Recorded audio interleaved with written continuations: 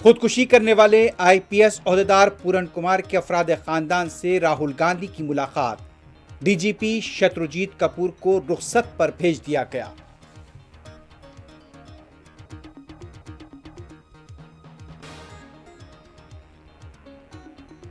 حیدرآباد کے بالا نگر میں خاتون نے 2 بچوں کا قتل کر کے عمارت سے کود کر کی خودکشی۔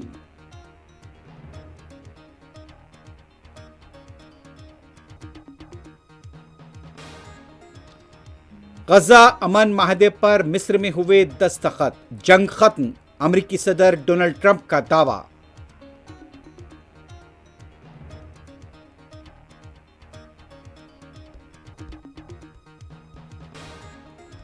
اور اسرائیلی جیلوں سے رہا کیے گئے محروسین کی آمد پر جشن کا ماحول، جذباتی مناظر۔